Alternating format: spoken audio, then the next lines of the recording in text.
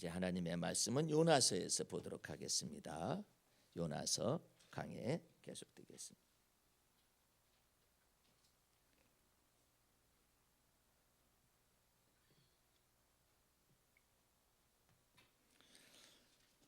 자, 오늘 말씀은 요나서 3장 5절에서부터 10절까지 보도록 하겠습니다.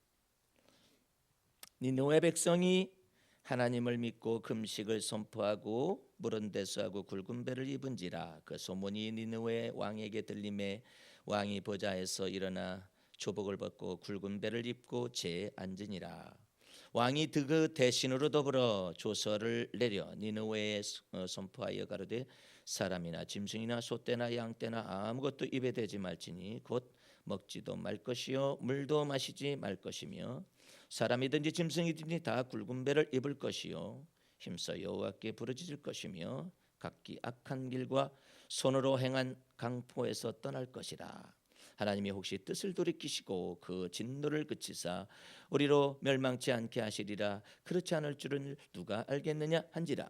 하나님이 그들의 악한 것 곧 그 악한 길에서 돌이켜 떠난 것을 감찰하시고 뜻을 돌이키사 그들에게 내리리라 말씀하신 재앙을 내리지 아니하시니라. 아멘. 할렐루야. 오늘은 요나서 3장 5절에서부터 10절 사이에 있는 말씀, 요나서 강의 12번째 진노를 돌이키시는 하나님이시다라는 말씀을 가지고 하나님의 은혜를 나누도록 하겠습니다. 요나서는 전체적인 주제가 하나님의 마음입니다. 여러분들 하나님의 마음이다라는 말이 하나님이라는 말하고는 약간 어휘가 달라요. 개념이 달라요. 하나님의 마음이라는 말과 하나님이라는 개념이 많이 다르죠. 하나님의 마음이 있다라고 우리가 믿을 때 우상 숭배를 하겠습니까? 안 그러죠. 하나님의 마음이 있다고 생각할 때 그분은 우리의 아버지가 되시는 것을 우리가 느껴질 수 있는 것입니다. 나는 어젯밤에 사실은 늦게 자고 일찍 일어났어요. 오늘 새벽에요. 잠을 많이 못 잤죠. 왜 못 잤느냐면은 주님께서 내 여러 가지 주변의 일들에 관하여서 이것저것 제게 말씀하는 시간이 있었어요. 꿈속에서 저 이것이 궁금했으면 꿈속에서 대화가 있는 것이죠. 그러면서 누워 있으면서 이것저것 방향성을 제시를 해주시는 성령의 감동에 좀 취해 있었습니다. 그래서 맑은 정신을 더 주셨었던 것 같아요. 그래가지고 이것저것 다 물어봤습니다. 그랬더니 내가 이제 묻는 것들에 대해서 주님 제가 좀 늦는 것 같아요. 다른 사람은 제 나이 때 아들을 장가를 보냈는데 그런 생각이 들어가는 거죠. 나보다 나이가 어린데 일찍 결혼해가지고 아들이 장가 결혼을 한다라는 거하고 딸이 제 나이 되는 사람이 딸이 시집을 가는 건 다르잖아요. 나이 차이가. 근데 아들이 벌써 나이가 벌써 한 3살이나 어린 목사님이 자기 아들 결혼한다고 청첩장을 가지고 온 것이죠. 그래서 내가 이런저런 생각할 때 그러면 나는 뭡니까? 이제 묻고 싶은 거죠. 또 다른 사람은 목회를 이렇게 하는데 나는 이렇게 하고 있습니다. 나는 누구죠? 이렇게 묻고 싶은 거죠. 예. 주님이 보실 때 나에 관해서 무슨 생각하시는지 알고 싶은 거죠. 근데 여러분들 여러분에 대한 많은 궁금증들이 여러분 속에서도 있을 거예요. 왜냐하면 여러분의 장래가 불투명하기 때문에 이렇게 묻고 싶고 알고 싶은 거죠. 그런데 주님께서는 내게 무슨 얘기를 했느냐면은 너는 다른 사람하고 너를 비교해서는 아니 된다. 너는 너일 뿐이다. 내가 네게 은혜를 더하는 까닭은 너를 너되게 만들어서 너를 아주 독특한 다른 사람이 너를 흉내낼 수 없는 너의 인생 속에서 주님 자신의 행보를 나타내기 위한 것이지 네가 다른 사람같이 내가 되라고 너한테 말한 적이 없다. 그게 참 은혜죠. 만약에 여러분을 누구처럼 되라고 이렇게 얘기한다면은 비교가 될 거 아니겠어요, 그렇죠? 자녀들도 자식들을 뭐라고 비교하면 그래요. 어떤 아버지가 자기 자식한테 그랬다잖아요. 예? 야, 넌 네 나이 때 왜 그것을 못하고 다른 사람이 이렇게 했는데 그렇다 하니까는 아버지는 지금 나이가 그만한 나이 때 다른 사람 대통령 하고 있는데 아버지는 뭐 하고 계시는 거예요? 괜히 비교해가지고 망신살만 피잖아요. 예?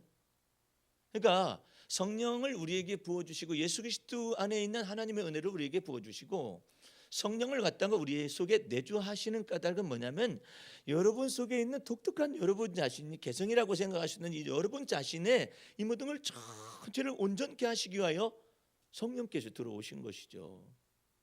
그러면서 이것저것 얘기하시면서 교회에 관하여서 또 선교에 관하여서 또 책 출판에 관하여서 이야기를 하시고 또 자녀들에 관해서 얘기도 하시고 성도들에 관해서도 얘기하시고 이와 같이 몇몇 것들을 얘기하시면서 제가 궁금했었던 모든 것들을 내가 꿈속에서 대화를 통하여서 주님 앞에서 나름대로 방향성을 설정해 주시는 하나님께 감사를 드렸죠.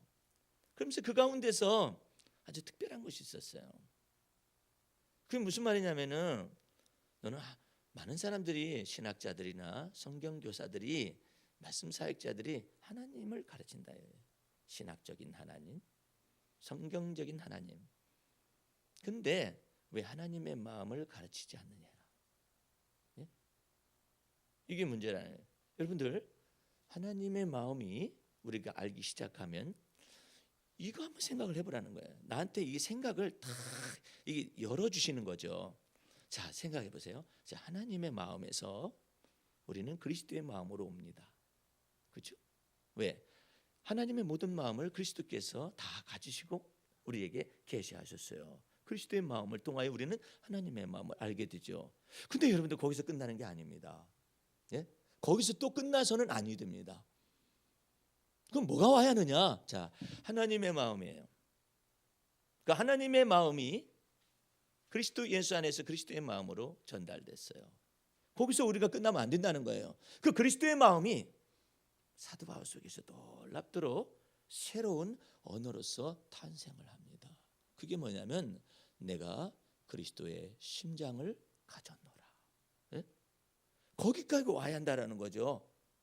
그리스도의 심장을 어떻게 가졌을까요? 자, 생각해 보세요. 하나님의 심장이란 말하면 여러분 알아듣겠어요? 안 되죠. 그리스도의 심장은 그리스도만 얘기할 수 있는 거예요. 왜? 하나님의 말씀이 육신이 되어져서 우리 안에 거하시니 하나님의 영광이 풍성했기 때문에 완전하게 오셨잖아요. 그렇기 때문에 그리스도의 심장이라는 언어는 그리스도의 심장 속에서만 표현이 될 수 있지 하나님의 심장이라고 표현할 수가 없는 겁니다. 예? 그것을 사도 바울이 놀랍도록 예수 그리스도를 만나고 난 다음에 그리스도의 마음을 품어서 하나님의 마음을 알고 그뿐만 아니라 사도 바울 속에 그리스도의 심장을 가졌노라라고 표현을 했어요. 그뿐만 아니에요. 이게 제가 오늘 새벽에 성령께서 제게 말하는 이 개념들을 이게 이야기하시는 거예요. 그뿐만 아니라 사도 바울이 놀라운 얘기를 합니다. 내가 예수 그리스도의 흔적을 가졌노라 얘기해요. 예? 어떻게 해서 그 흔적을 가졌을까요? 예? 이 흔적을 가졌다라는 것을 중세 로만 가톨릭의 수도사들과 아니면 사막의 교보 수도사들이라 해가지고 예수님 당시에 지나고 난 다음에 예수님 부활 승천하시고 난 다음에 사도가 있고 속사도가 있고 그 다음에 교부들도 있고 막 이랬었는데 그때 당시에 사막에 가서 수도하는 사람들은 전부 다 바울이 말하는 바 내가 예수 그리스도의 흔적을 가졌노라 그걸 찾으려고 애를 쓴 거예요. 그래가지고 예수님이 막 겟세마네 동산에서 막 땀을 흘려서 막 기도하시잖아요. 그런데 그 땀방울이 피방울이 됐다라는 것이죠. 그것을 받으려고 노력을 하는 거죠. 그래가지고 여기에서 피가 이렇게 나온다는 거죠. 예? 그것을 예수 그리스도의 흔적으로 착각을 한 거예요. 사도 바울은 예수 그리스도의 흔적을 그렇게 받은 게 아니에요. 예. 사도 바울은 나는 그리스도 예수 안에서 날마다 죽노라라는 것을 통하여 성품이 바뀌어지고 생각과 판단이 바뀌어지고 그리스도의 마음을 품는 이것 속에서 예수 그리스도의 흔적을 가진 것인데 이 사람들은 거꾸로 하고 앉아 있어요. 그래서 심지어는 무엇까지 나타나요? 요즘요? 마리아가 피눈물을 흘린다나 어쨌다나. 예수님을 그렇게 알면 안 되거든요. 예? 그래서 여러분과 내가 하나님의 마음을 안다면은 우상 숭배할 이유가 없죠. 성경을 배워야 할 일이 아니에요. 하나님의 마음을 어떻게 아는가를 배워야만 하죠. 그 하나님의 마음만 알기만 하면은 이 요나서는 쉽습니다. 그리고 성경 자체가 쉬운 거예요. 그리고 변화되는 것이 쉬운 거예요. 하나님의 마음만 제대로 알게 되면은. 그러니까 여러분은 이 하나님의 마음 얘기하면은 오리무중이라 이제 여기서 들을 때는 잠깐 동안 빛을 받아가지고 듣는데 나가는 순간에 이게 도대체가 까먹어 버려요. 이 까마귀 고기를 먹었는지 어떻게 금방 없어지는지 몰라요. 근데 우리 주님께서 이 요나서에서 하나님의 마음으로 얘기하시는 거예요. 하나님의 마음은 뭐냐면은 니느웨 백성들을 향해서 그러는 거예요. 너네 왜 이렇게 악하고 독하게 사냐 이래. 응?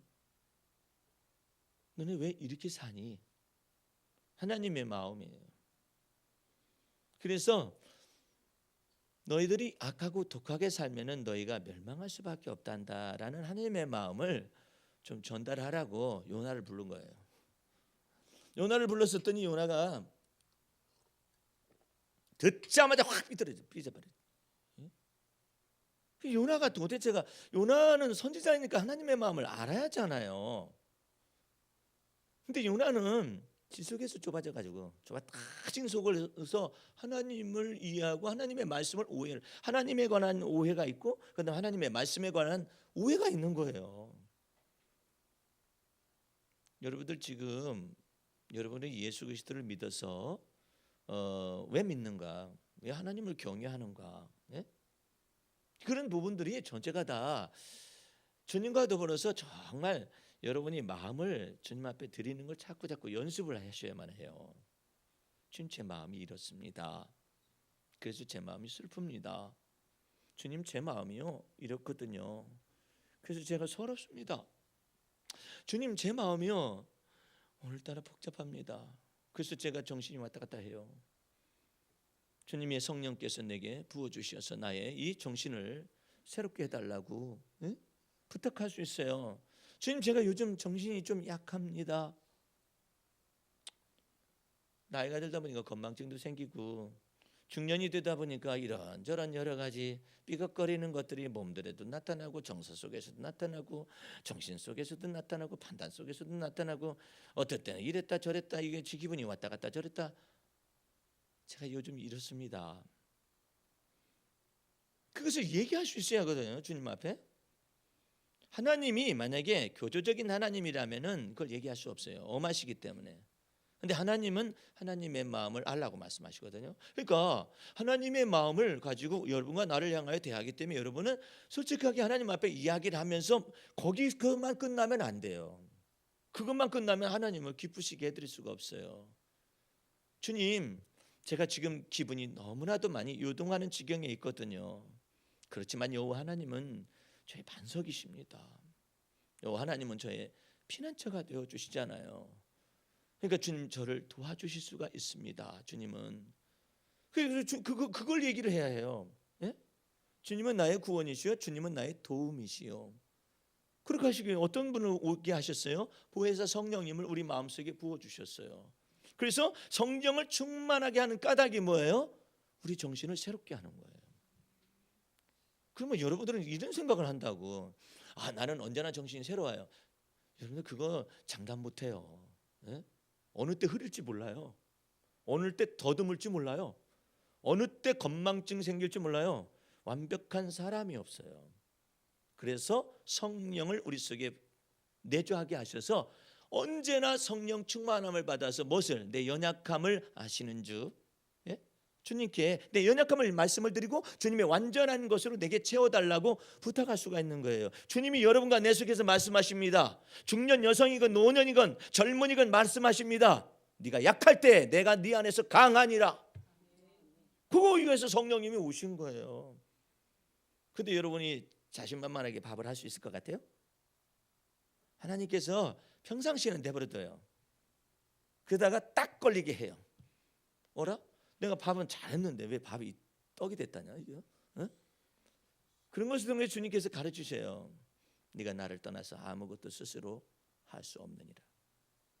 근데 그 소리를 들을 수는 있으면 좋겠어. 주님께서 여러 개 말씀하시는 거예요. 네가 평상시에 일상생활 속에 때마다 일마다 그런 주님의 지금 딱 너한테 이것은 네가 주님을 의존하기까지 내가 너한테 가르치고 싶다. 그러면은 처음에는요 가끔가다 그래요. 근데 가끔가다 그럴 때도 알아들었으면 좋겠어요. 주님이 생각하실 때는 네가 나를 떠나서는 아무것도 스스로 할 수 없느니라. 응? 네가 건강이 있어가지고 무슨 일을 다 할 수 있을 것 같아? 네가 똑똑해가지고 무슨 일을 다 처리하실 것 같아? 네가 마음과 생각대로 네가 모든 것이 다 될 수 있을 것 같아? 그러다가 딱 걸리지. 그러니까 우리 주님께서는 그러시는 거예요. 때마다 일마다 하나님께서 내게 평강 주시기를 원하노라. 때마다 일마다 그것을 잘 생각해 보세요. 성령을 왜 우리 안에 내주어 시켰느냐 말이에요. 여러분과 나를 믿음의 주요 여러분과 나를 온전케 하시는 예수 바라보게 하여서 하나님을 경외하게 하시기 위해 성령께서 우리 마음속에 임재하시는 거예요. 그래서 이사야서 11장 2절에는 성령을 어떤 분으로 말하냐면 지혜와 총명의 신이요 그 다음에 말을 귀중해요. 여호와를 경외하게 하는 성령을 너희에게 부어주리라. 성령님이 오신 것은 여러분 안에 거하시는 그리스도를 영화롭게 하고 하나님을 영화롭게 하기 위해서 성령님이 오신 거예요. 그러니까 너 이때에 네가 약할 때에 주님 의존해야만이 너 온전해질 수 있다. 너 주님 떠나서 아무것도 스스로 할 수가 없는 거야. 예수님께서 말씀하신 내용을 성령님이 생각나게 하고 떠올리게 하시기 위해서 들어와 계신 거예요. 그러니까 스스로 자신만만하다라고 생각할 수 있는 사람이 없어요. 예? 여러분에게 재능이 있습니까? 이 재능도 마찬가지예요. 내가 재능이 있다라는 건 뭐예요? 내가 그것을 할 수는 있는 거예요. 그런데 주님께서 내가 네 재능을 완전하게 하지 않으면 그 재능이 완전치 못하다. 그걸 가르쳐 주기 위해서 탁 걸게 해요. 딱 거는 거예요. 네가 날 떠나서는 아무것도 스스로 할 수가 없다. 우리가 두뇌가 있잖아요. 평생 주님께서 우리에게 두뇌의 능력을 주어가지고 살아가게 한다는 거 얼마나 놀라운 거예요. 정신력이 있죠. 그 다음에 정서적인 능력이 있죠. 이거 얼마나 놀라운 거예요. 예? 이 양쪽 두뇌가 이게 살아서 움직인다는 거 얼마나 놀라운 거예요. 이걸 하나님께서 정교하신 하나님이 인생에게 이 머리에 영화와 존귀를 관을 딱 씌운 거예요. 소가 축구를 하겠어요? 야구를 하겠어요? 아니면 고릴라가 고릴라가 복싱을 해가지고 아니면은 무엇을 하든지 간에 뭐 바둑을 두고 앉아 있겠어요? 안 돼요. 예? 하나님께서 인생에게는 짐승보다도 더 높게 여기다 영화와 존귀를 관을 씌웠어요. 인생들을 창조하실 때 그렇게 창조하시죠. 너무 정교하거든요. 정교한데 주님의 숨결을 딱 거두면 완전히 흙이야. 흙에 불과한 거예요. 예? 흙이라니까요. 아무 소용이 없어요. 너무 정교하기 때문에 아무 소용이 없어요. 내가 어떨 때는 이 스마트폰을 고치러 갈 때가 있어요. 이 도대체가 이 전화가 되는 거야, 안 되는 거야. 차라리 어떤 때는 저게 그리울 때가 있어요. 아날로그가 그리울 때가 있어요. 이건 예? 이 놀란 거냐 이 스마트폰이요. 그래서 가서 고치는 걸 가만히 앞에 오래 나보고. 그래서 내가 전화가 끊어졌다, 안 끊어졌다, 끊어졌다, 안 끊어졌다. 내가 그랬어요. 이게 전화가 왜 끊어지냐? 오늘도 끊어졌나요? 그러더라고. 그래서 끊어진 것 같았어요. 나는 전에는 많이 끊어졌고 몇 번 끊어졌고 지가 저절로 끊어지는 거예요. 2분 통화하면 딱 끊어지는 거예요. 상대방이 얼마나 오해하겠어요. 목사님 왜 전화를 끊으세요? 그렇게 말하면 나도 섭섭해요. 내가 끊은 것이 아니거든요. 전화가 끊어졌네요라고 말하면 내가 말할 수가 있잖아요. 왜 끊으세요? 그러면 또 다르잖아 언어가. 이런 일이 벌어져서 고치러 AS를 갔어요. 그랬더니 오늘도 끊어졌나요? 그렇게 묻더라고. 내가 생각해도 끊어진 건데. 그래서 있었더니 여기 손님 여기 보세요 하더니 얼마나 놀라운 세상인 줄 아세요? 내가 끊어진 목록이 거기에 컴퓨터에 쫙 나와 있어요. 끊어진 것인지, 이 기계가 잘못돼가지고 끊어진 것인지, 아니면 전파가 방해받아가지고 끊어진 것인지가 컴퓨터에 쫙 나와 있다니까. 빼도 박도 못해요. 예? 이런 정교한 세상이에요. 하나님이 여러분과 나의 죄를 추궁해서 잡아내려고 하잖아요. 여러분들이 지금 하루에 몇 번 정도 CC 카메라에 찍혀가지고 돌아다니는 줄 아세요? 예? 알 수가 없어요. 잡아내려면 확 잡아내버려요. 이렇게 정교한 세상 가운데서 우리가 살아가고 있잖아요. 그런데 이게 먹통이 되기 시작하면 이건 아날로그보다 못하다니까. 너무 정교해가지고 이것이 인간이 그렇게 창조가 된 거예요. 인간은 개, 돼지처럼 창조가 된 게 아니에요. 거기서 유전해가지고 진화돼가지고 만들어진 게 아니라니까요. 본래 하나님이 인생을 하나님의 형상으로 지으셔야 돼. 영화와 존귀를 갖다 관을 씌웠다니까. 이 머리에다 씌웠지 어디다 씌워. 예? 그렇기 때문에 하나님의 기운이 떨어져 나가잖아요. 이건 아무 쓸모가 없는 거예요. 그래서 주님이 성령을 여러분과 내 속에 부으시되, 성령께서 정결한 영이시고 깨끗한 영이시고 전지전능하신 하나님의 영이신데 어떻게 죄인의 속에 들어올 수가 있겠어요. 그래서 예수 그리스도의 피권세를 통하여 예수의 피가 정결하기 때문에 믿는 자들의 죄악을 전체를 씻어주시고 죄사함을 허락하시고 의롭다함을 주셔야만이 진리의 성령께서 내주하시는 거예요. 내주하시는 이유가 뭐예요? 왔다 갔다 하시지 그냥. 안 그래요. 이 안에 혼자나 내주하셔야만이 밤에도 낮에도 밤낮으로 상관없이 봄이나 여름이나 가을이나 겨울에 상관없이 이 내주하시는 성령님께서 항상 여러분과 내 마음을 열어주시고 새로운 정신력을 주시고 판단력을 주시고 분별력을 주시고 그 다음에 여러분에게 기쁨과 즐거움도 허락하시고 희락의 영을 부어주시고 이렇게 하시기 위해서 내주하시는 거예요. 어떤 부흥 강사는 이런 얘기 하더라고요. 여러분들 죄짐은 성령께서 나가셔야 돼요. 어딜 나가셔? 어딜 나가셔? 성령께서 무식하게 이럴 데가 없어요. 죄 지으면 나가신대. 아유, 그러면 우리는 죄를 물 먹듯이 짓는데 나갔다 들어왔다 나갔다 들어왔다 어떡하라는 얘기야. 이게 말도 안 되는 소리 하고 앉아 있어요. 이 생각을 해보세요. 성령의 기름 부으심이 여러분에게 언제나 이게 지금 열려져 가지고 여러분에게 부어질 수 있는 준비를 여러분의 영 속에 성령님께서 들어와 계세요. 할렐루야. 그럼 왜 나는 안 부어질까요? 그래요. 오해를 하는 거예요 지금. 예? 뭘 오해하고 있느냐면 성령이 충만하면 등이 뜨끈뜨끈한다든지 아니면 이적과 표적과 기사가 나타나야만이 성령님이 일하시는 줄 알아요. 이게 지금 무식한 거라. 반대예요. 예? 성령님이 여러분에게 정신력에 임하셔서 정신을 온전케 하고 여러분에게 정서적으로 임하셔서 여러분에게 이 정서를 온전케 하는 거예요. 그래가지고 기뻐하고 즐거워하고 오늘 내가 정말 기쁜 마음으로 즐거운 마음으로 하루를 살 수 있는 능력도 성령님을 여러분 속에 성령의 기름 부으심 때문에 그러는 거예요. 예? 아니 이런 걸 잘 몰라요? 지금 대전에서부터 차 몰고 왔잖아요. 저희도 아주 오래된 차거든요. 저것은 늙은 당나귀예요. 저는요 아주 오래된 차예요. 저거 주님께서 선물을 주신 거거든요. 저 목사님한테. 저것은 인근에 돌아다니는 차예요. 너무 늙었다니까요 차가. 그래서 그 대전 시내만 돌아다니는 차예요. 근데 제가 외출을 나왔잖아요 지금. 너무나 먼 곳으로 온 거예요. 예? 내가 오지 말라고 했거든요. 왜 오지 말라고 했느냐면은 여러 가지 마음 편히 하라고. 안 와도 된다고. 제자 훈련 때 가서 만나면 된다고 이렇게 생각해서 오지 말라고 했거든요. 그랬더니 뭐 나한테 보고도 오면 온다고 말하고 오면 좋은데 그냥 왔다는 거예요. 벌써 어디 왔다는 거예요. 저 늙은 당나귀지만은 저 늙은 당나귀를 운전할 때는 조심해야 해요. 정말 조심해요. 저거 바퀴가 성하겠어, 엔진이 성하겠어, 뭐가 성하겠어. 늙었기 때문에 다.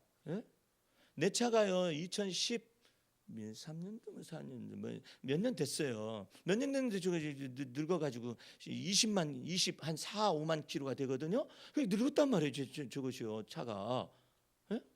그것도 힘겨워하는데 저 차는 더 늙었단 말이에요. 아주 많이 늙었단 말이에요. 저 차를 몰고 다닐 때면 은혜가 넘치지 않으면 안 돼요. 처음부터 은혜를 주셨지만 은혜가 넘쳐야 되니까. 우리 노집사님 차는 오늘 보니까 새 차더라고. 새 차임에도 불구하고 은혜가 넘쳐야 해요. 새 차라고 그래요. 내가 보니까 저기 그랜저 서 있더라. 그랜저 서 있어요. 예? 눈 오는 날 차 타고 가다 보니까 그랜저 새것이 서 있더라고. 거기서 레카차 기다리고 앉아 있고 고장 나가지고 뭐예요? 예? 내가 아는 목사님은요, 가까운데 목사님이시거든요. 동료 목사님이신데 아주 좋은 차를 교회에서 사줬어요. 예? 좋은 차죠. 세차장에서 세차하고 나오는데 이게 지랄이 났어. 지랄이.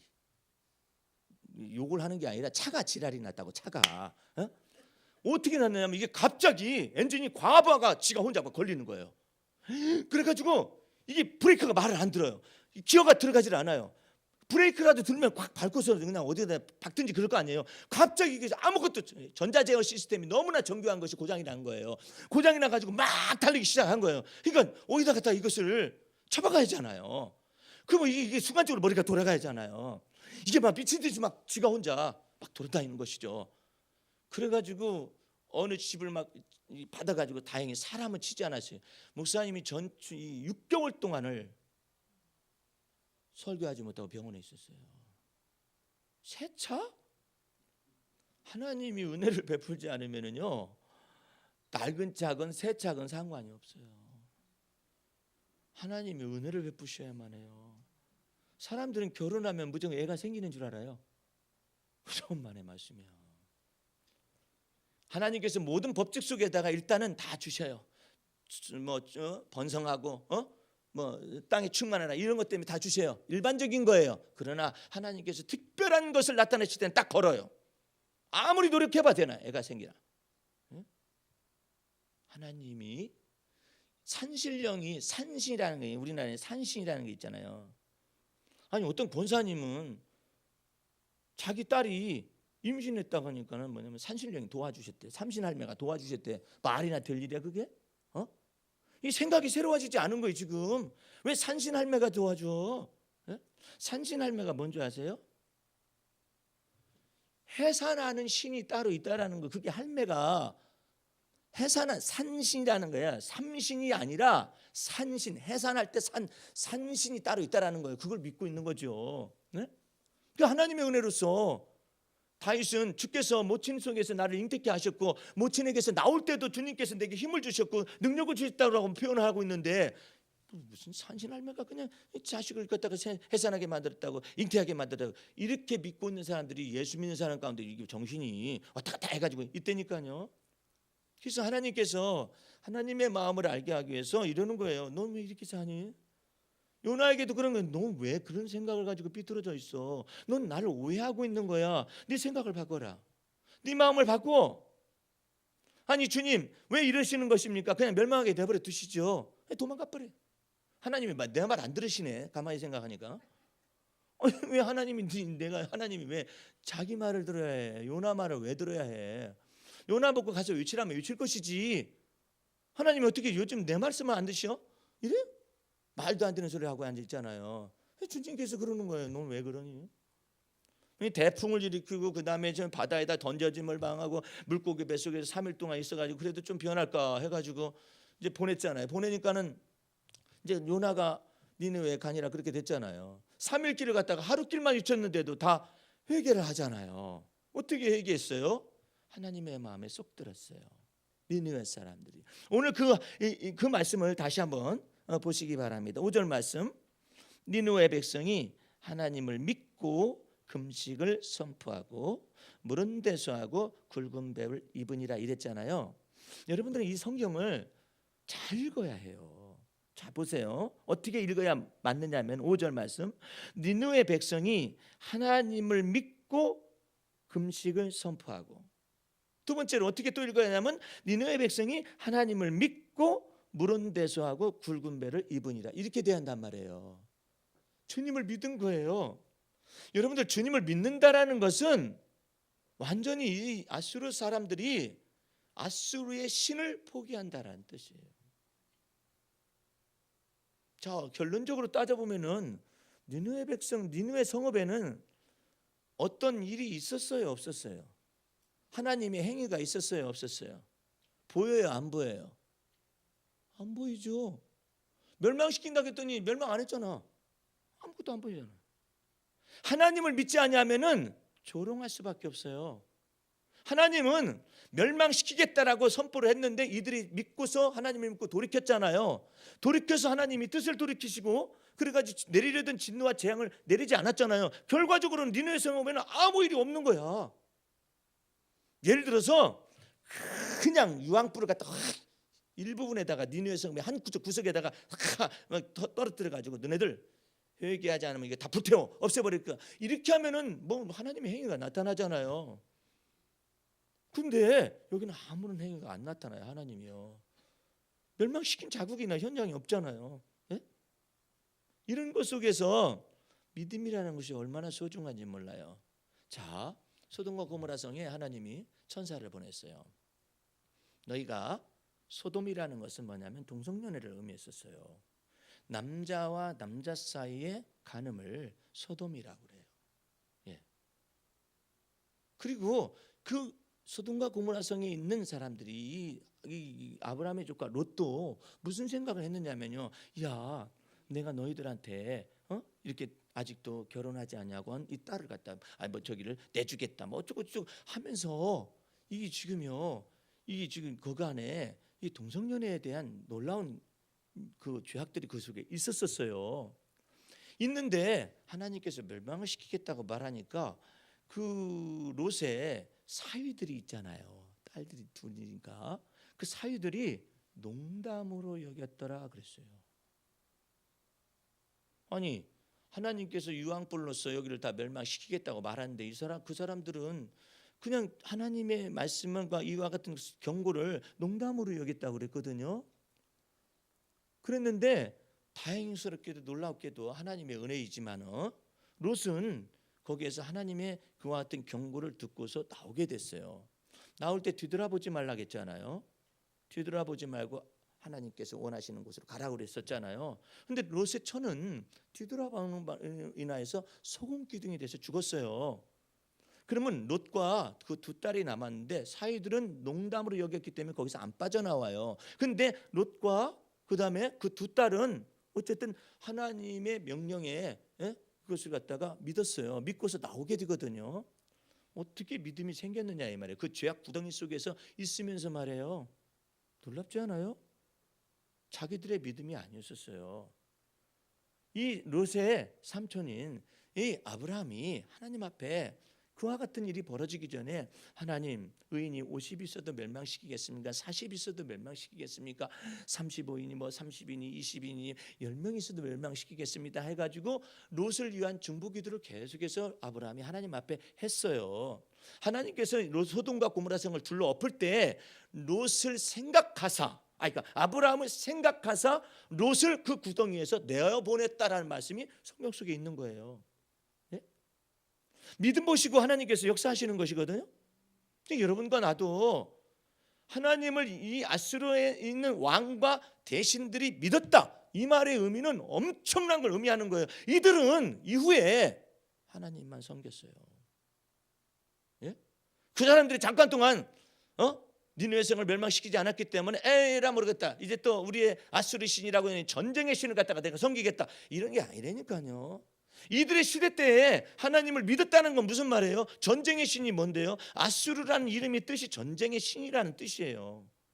아시리아에는 태양신도 섬기는 것이 있고 달신 섬기는 것도 있고 그다음에 산신이 있었어요. 소위 말해 해산하는 신도 있고 여러 가지 풍토에서 여러 가지 잡신들이 많았는데 그 가운데서 가장 제의를 뭘로 쳤느냐면은 전쟁의 신이요 군신인 아수르라는 신을 섬기고 있었거든요. 그래서 그 아수르라는 그 뜻이 국호가 이 우상의 이름이에요. 그게.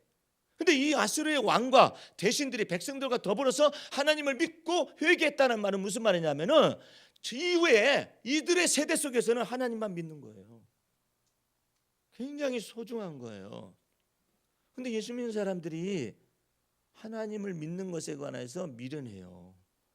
잘 믿지 않아요. 어떤 사람은 그래. 나는 저기 그 예수 믿어서 구원 받았어요. 그렇게 말하는 사람이 있어요. 그런데 그 다음에는 믿나요? 했더니 믿고는 있죠. 그럼 뭘 믿는데요? 때마다 일마다 하나님이 계심을 믿습니까? 그랬더니 믿는데요. 그러면은 그 다음 단계로 당신의 성품 속에서 주님의 성령께서 당신의 성품을 하나님의 성품으로 바꾸기 위해서 들어오셨다라는 것도 믿나요? 처음 듣는 얘기요. 그러니까 예수를 믿어서 구원 얻는 것은 알아요. 그 다음에 때마다 일마다 하나님을 믿는 것에 관해서 잘 몰라요. 많은 사람들이. 일부의 사람들은 알고 있을 뿐이에요. 뿐만 아니라 내 속에 들어오셔서 예수 그리스도 안에서 내 성품을 변화를 시켜서 하나님의 성품으로 바꾸는 작업을 하시기 위해 성령님이 들어오셨으며, 성령님께서 여러분의 정신을 온전하게 하고 여러분의 정서 속에 성령의 기름 부으심을 부어서 부드럽게 하고 관용하게 하고 겸손하게 하고 온유하게 이렇게 만들 수 있는 그 하나님의 은혜를 믿지 않아요. 그래서 예수를 헛믿는 거예요. 겉껍데기로만 믿는 거란 말이에요. 이 사람들은요, 하나님을 믿고 회개했어요. 예? 회개했다는 말은 무슨 말이에요? 하나님을 믿었을 뿐만 아니라 이제 하나님으로 인하여 사는 거예요. 이들은요, 전에는 전쟁의 신으로 인해서 살았어요. 태양 신으로 인해서 살았어요. 산 신으로 인해서 살았어요. 달 신으로 인해서 살았었어요. 근데 이제는 오직 하나님을 믿는 거예요. 예? 그런데 여러분과 내 속에서 주님께서 말씀하시는 내용은 그래요. 그래, 출애굽시킨 하나님 여호와 하나님을 믿었지.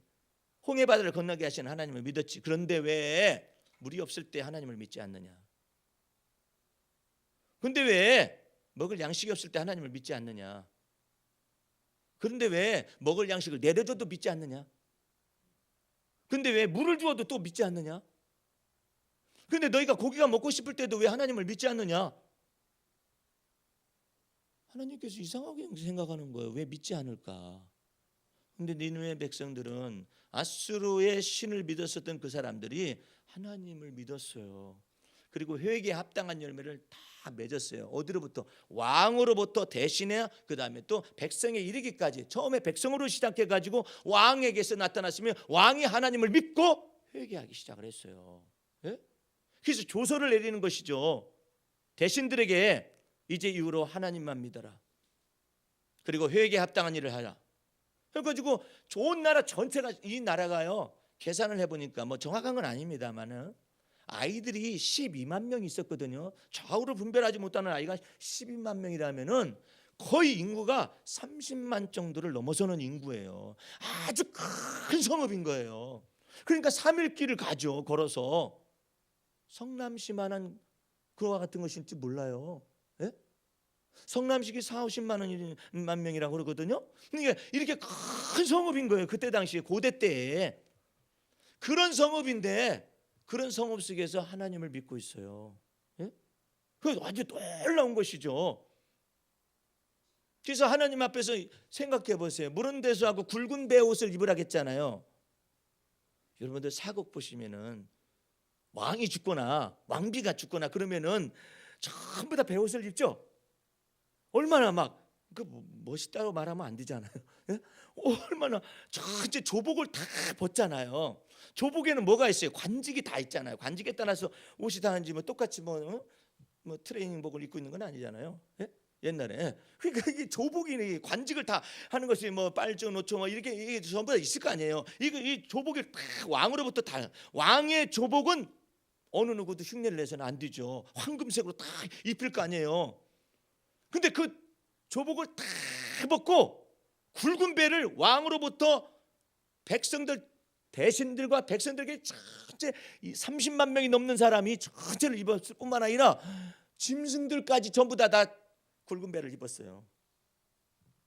짐승은 개도 있고 소도 있고 닭이도 있고 뭐도 있고 다 있을 거 아니에요. 그것들이 돌아다니는데 전부 다 예?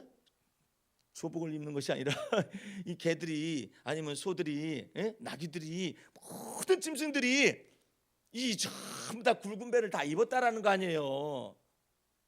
그럼 여러분의 집안에 있는 강아지도 입었었다고 상상을 할 수가 있겠죠. 좋은 옷을 때깔나는 것이 아니라 굵은 배를 딱 입혀가지고, 그럴 뿐만 아니라 다 같이 금식했어요. 어떻게 이와 같은 일이 벌어져요? 이스라엘 백성들이 사무엘 시대 때 전부 다 미스바로 모이라고 그랬었어요. 하나님을 경외하자고. 그래서 모두가 다 금식가 있었거든요. 미스바에 전체가 회개 운동이 벌어져가지고 그랬었거든요. 그런데 어떻게 이 이방 족속 가운데서 니느웨 백성들과 대신들과 왕에 이르기까지 짐승들에 이르기까지 전체가 다 하나님을 믿고 그것을 회개에 합당한 열매를 맺기 위해서 조복을 다 벗어던지고 말이에요. 굵은 배를 다 입고 온 이 성읍이 전체가 다 니느웨 성읍, 아수르의 성읍의 수도가 되는 그 성읍이 전체가 다 그렇게 있다고 장관일 거 아니에요. 장관. 하나님께서 보시고 내리리라 하던 모든 재앙을 뜻을 돌이키신 거예요. 예? 무엇을 보고 기뻐했을까요? 굵은 배를 보고 기뻐했겠어요? 아니에요.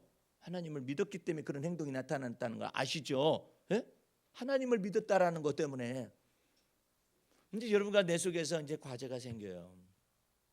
여러분들은 예수 피의 권세와 능력을 쫓아서 죄사함과 의롭다함을 받아서 하나님의 자녀가 되는 권세를 받았어요. 영광스러운 주님이 여러분의 주님으로서 여러분 안에 거하셔요. 이제 주님께서 여러분과 내 속에 말씀하십니다. 내가 그리스도와 함께 십자가 못 박혀 죽었음으로 인하여서 이제 내가 사는 것이 아니라 그리스도가 내 안에 사신다. 근데 내 멋대로 기분을 갖다 활용을 해요. 내 멋대로 감정을 써요. 내 멋대로 판단을 해요. 내 멋대로 생각해요. 내 멋대로 자기 자신에 관해서 함부로 생각을 해요. 어떤 사람은 나는 못난이라고 생각을 해. 아예 그냥. 예? 나는 이렇게 생겨 먹었다고, 나는 그렇게 살아야 한다고 생각하는 사람이 있단 말이에요. 그게 하나님 앞에 주님을 믿지 않은 불신이라는 사실을 몰라요. 예? 그냥 막 멋대로 해요. 우쭐한 마음으로 얘기도 하고 우울한 마음으로 얘기를 하고 멋대로 해요. 멋대로. 사도 바울은 어떻게 해서 그리스도의 마음을 알게 되었고 그리스도의 심장 속으로 들어갔겠어요. 모든 생각을 사로잡아 그리스도에게 복종시키는 연습을 수없이 했어요. 네? 이제 여러분들 여러분의 정신을 새롭게 하실 수 있는 성령의 놀라운 기름 부으심이 여러분 안에 거하셔요. 박 목사에게만 있으면 여러분은 주유를 나한테 와서 주유를 해요. 계속. 성령의 기름 부으심을 나한테만 와서 해야만 해요. 그런데 각자의 마음속에 각자를 온전케 하시기 위하여 그리스도도 각자가 믿고 있고 성령의 기름 부으심도 각자 속에 아예 내두시켜서 필요할 때마다 언제나 도움이 필요할 때마다 주님께 주여 제가 이 물에 빠져들어가게 되는 것을 보시지 마시옵소서 저를 건져주시옵소서 했더니 예수님께서 즉각적으로 베드로의 손을 물에 빠져들어가는 베드로의 손을 잡아 일으켜서 바다 위를 걷게 하시잖아요. 마찬가지로 여러분 속에서 성령께서 왜 내주하시느냐 말이에요. 멀리 계시지 않고 그리스도의 마음을 가르치려고, 하나님의 마음을 알게 하려고, 하나님을 경외하게 하려고. 그래서 열매가 가득한 거예요. 어떤 열매가 많을까요? 감사함의 열매, 찬송함의 열매, 하나님을 경외하는 이 모든 열매들이 가득해가지고 주님께서 기쁘셔야만이. 12월 성탄절이 무슨 의미인데요? 성탄절은 많은 학자들은 12월 25일이 예수님 탄생한 그 절기가 아니라는 거예요. 맞는 것 같아요. 내가 나중에 성탄절에 관해서 유래에 관해서 한번 설교를 하겠습니다만은 이때는 12월 25일은 정확하게 말하자면은 태양신을 경배하던 날이에요. 그런데 태양신을 경배하는 사람 경배하라 이거야. 우리는 그리스도 예수 안에서 주님께서 의의 태양으로 오셔서 할렐루야 여러분과 나의 구주가 되어 주시기 위하여 죄 없으신 하나님의 아들이 죄 있는 사람의 몸으로 탄생하신 날이에요. 그것을 정해서 교회가 믿고 있는 거예요. 네? 그러니까 가장 중요한 것은 성탄절이 중요한 것이 아니에요. 동정녀 마리아에게서 성령으로 말미암아 잉태된 하나님의 아들 예수 그리스도가 여러분의 구주가 되시는 것을 믿느냐 안 믿느냐 이것이 귀중한 거예요. 더 나아가서 뭐가 있어야 하냐면 그 그리스도가 여러분에게 사시느냐 안 사시느냐 그걸 믿느냐 안 믿느냐 이건 더 중요한 것입니다. 이제 여러분들은 그리스도 예수의 평강이 평안한 마음이 여러분을 주장하게 하시기 바랍니다. 그런 의미에서 제가 이 시를 짧지만 한 번 더 기도시를 읽어보겠습니다. 잘 보세요. 지난주에는 11월의 마지막 주간이었기 때문에 11월을 보내면서 했다면 이제는 12월의 노래예요. 주여 당신의 뜨거운 사랑을 맞이합니다. 냉가슴과 섭섭함으로 사는 세월의 허무함과 무의미함을 깨닫고 주님 십자가 밑에 쏟아내어 가슴 아리를 치유받으려 합니다. 냉가슴을 가지고 있는 사람이 있어요. 섭섭함으로 세월을 허무하게 보내고 있는 사람들입니다. 결국은 내가 좁은 마음으로 맺힌 것이었으며 내 좁아진 심정으로 판단하였음에 이제 내 마음에서 풀고자 합니다. 저희 어머님이 오늘 방패가 저희 큰아들이 같이 잤습니다마는 이 늙은 할머니가 밥 해주는 거 맛있냐 물어요. 된장찌개도 맛있다고 내가 그랬더니 늙어 빠진 거 해준 것이 뭐가 맛있냐고. 그러지 말라고 그래요. 성령께서 슬퍼하셔. 주님이 슬퍼하셔. 늙은 권사님을 모르시겠어요? 성령님께서? 주님께서? 아시죠? 아심에도 불구하고 제가 그래서 차를 부지런히 떨어가지고 지하실에다 차를 놓거든요. 왜? 조금이라도 따뜻하게 해서. 예? 어머님 모셔가기 위해서 지하에다 놔요. 그래서 아침에 올려놓거든요. 왜 올려놓겠어요? 둘이서 손잡고 가면은 내 차 가지러 가는 사이에 혼자서 나오시다가 넘어질 수 있잖아요. 그래가지고 차가 이게 나갔나 안 나갔나 해가지고 그러면 미리 차를 갖다 놓죠.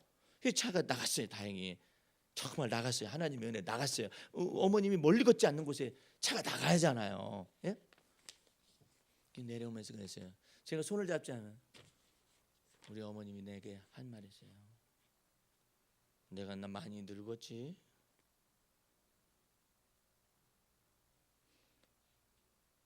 쓸만한가? 이걸 묻죠. 어머니 쓸만하셔요. 된장찌개도 맛있고요. 늙으셨어도 쓸만하셔요. 걸으실 수 있잖아요. 쓸만하셔요. 병원의 침상에 계셔도 쓸만하세요. 입술로 하나님을 찬양할 수 있고 감사할 수 있고 병상에 누웠어도 쓸만하셔요. 걸었을 때는 걷고 있으니까 어머님이 쓸만하신 것이 아니라 병상에 그냥 누워 계셨을 때도 그냥 주님의 임재가 나타나고 있으면 쓸만하신 거예요. 예? 다 쓸만해. 걸어서 오시잖아요. 또 내가 말씀하시는지 그랬. 심지어는 내가 뭐까지 말했냐면 어머니 아직 쓸만하셔요. 왜? 그러길래 간섭하시잖아요. 간섭하시잖아. 어머니 아버지가 돌아가신 분은 간섭받을 자유도 없어요. 권리가 없어요. 쓸데없어요. 내가 볼 때는 쓸데없는 걱정하고 계세요. 내가 볼 때는 정말 쓸데없는 걱정하고 있어요. 예? 테니스를 치는데 여자 아가씨들이 테니스를 치잖아요. 저 속옷 보인다. 속옷 보인다. 뭘 그걸 걱정을 하셔. 어? 알아서 할 걸. 예? 그러니까 쓸데없는 걱정이 있는 것 같아. 그러나 어머님이 계시지 않다고 생각해 보세요. 간섭하시겠어요? 못하시지? 그냥 그런가 보다 생각하고 그러죠. 근데 어떤 때는 버거울 때가 있어요. 해도 너무하다. 뭐더러 그런 거 상관을 하세요. 상관하실 일이 아니에요. 예? 아이고 박순아 권사는 어떻게 전철은 제대로 타고 가는지 모르겠다. 버스는 제대로 타고 가는지 모르겠다. 걱정을 하죠. 예? 그러세요. 네? 그래서 어머니 그 속에 주님께서 그 권사님의 길을 인도하실 거예요. 걱정하지 마세요. 그럼 또 뭐라고 하시냐면 한마디도 안 하세요. 그게 사람 사는 세상이지 뭐. 할 말은 없어요. 그러나 살아계실지 말씀하시잖아요. 이제 내가 점점 꺼져가서 등불이 꺼져가듯이 내가 꺼져가기 시작하고 이제 내가 꺼져가기 시작하면 말하는 것도 못하게 될 때는 그런 거 저런 것도 못하시는 거예요. 살아계실지 효를 다하라고 유교적인 말을 하지만은요, 그게 아니라 우리는 주님이 병상에 있었어도 쓸모있다고 주께서 말씀하시고 내가 너 늙어서 100발이 되어도 내가 너를 품 안에 안을 것이다라고 주께서 말씀하시잖아요. 그게 하나님의 은혜거든요. 그러니까 자기 자신을 학대할 이유가 없어요. 왜 자기 자신을 학대하는 거예요? 자, 또 계속해서 한번 조금 더 보겠습니다. 주여, 땅에서 풀면 하늘에서 풀릴 것을 덧없는 세월의 무상함 속에서 더 이상 낡아가는 마음을 고집하기에 주님은 내 안에서 너무 아프십니다. 주님은 이미 내 안에 들어오셔서 뜨거운 사랑을 준비하셨으나 좁아진 가슴과 얽혀진 내 마음 속에서 그토록 애잔하게 근심하고 계십니다. 낮은 자존감과 쓸데없는 자존심으로 자신을 변명하고 구박하기에 내 안에 거하시는 주님은 너무 크시고 오래 기다리십니다.